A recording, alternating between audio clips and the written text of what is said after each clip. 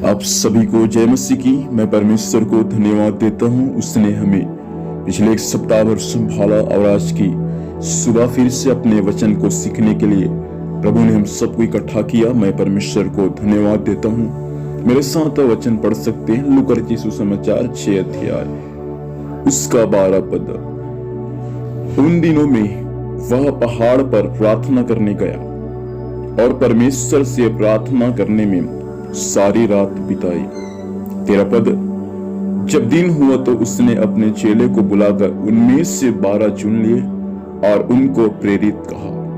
परमेश्वर पिता इस वचन के माध्यम से हम सबको आशीर्वाद दे। यीशु मसीह का जीवन प्रार्थना का जीवन था प्रियो। यीशु मसीह पहाड़ पर रात रात भर वे परमेश्वर पिता से प्रार्थना किया करता था। यीशु मसीह दिन को तो सेवकाई करता था, लेकिन रात्रि के समय यीशु मसीह परमेश्वर से प्रार्थना किया करता था।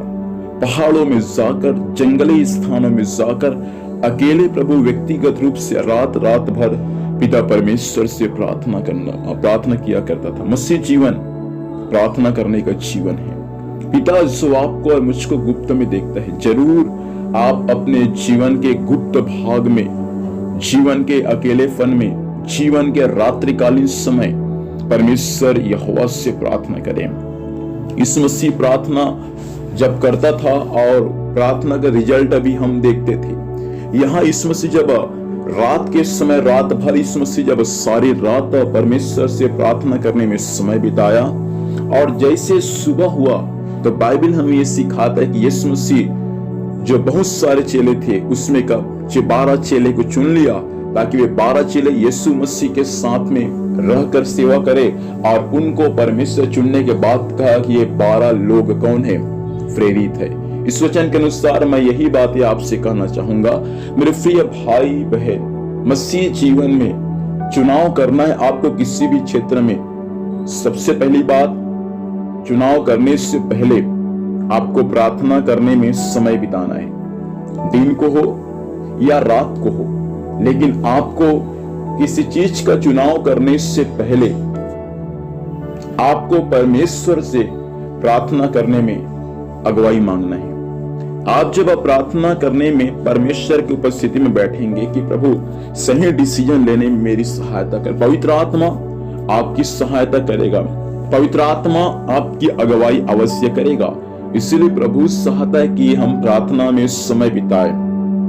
हमको इस बातों को ध्यान देना है। जीवन के हर भाग में जो चुनाव का समय है, प्रभु की उपस्थिति में बैठकर हमको प्रार्थना, अपने मर्जी से नहीं करना है।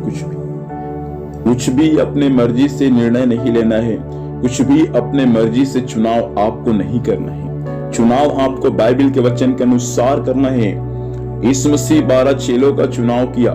चुनाव करने से पहले यीशु मसीह रात भर पिता परमेश्वर से प्रार्थना करने में समय बिताया। प्रार्थना में इतना ताकत थी, प्रार्थना में इतना शक्ति है। खुदावंत ने प्रार्थना के द्वारा यीशु मसीह को सब कुछ बता दिया।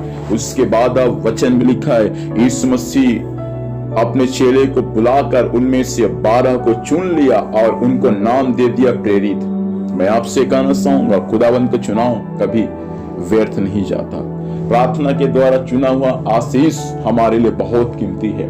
प्रार्थना के द्वारा चुना हुआ कुछ भी चीज बहुत समय तक जाता है। इसलिए मैं यही बात आपसे कहना चाहता हूं आज की सुबह की प्रार्थना के साथ हर चीजों का आप डिसीजन करें। आप सेवकाई में होंगे, कई स्थानों में लोग आपको भेजते होंगे, लेकिन आप प्रार्थना के साथ सही चुनाव करें ताकि वहां की सेवकाई आपके लिए आशीष का कारण होने पाए। कई जगह में आपने जॉब के लिए अप्लाई किए होंगे, कई जगह से आपके लिए कॉल लेटर भी आ गया होगा। प्रभु चाहता है कि प्रार्थना में समय बिताकर आप सही डिसीजन लें। जीवन के प्रत्येक भागों में आपको सही मार्गदर्शन और सही डिसीजन लेने की आवश्यकता है। यीशु मसीह का वचन भी यही बात हमको सिखाता है कि यीशु मसीह रात भर जब प्रार्थना किया, प्रार्थना के दौरान ऐसा हुआ कि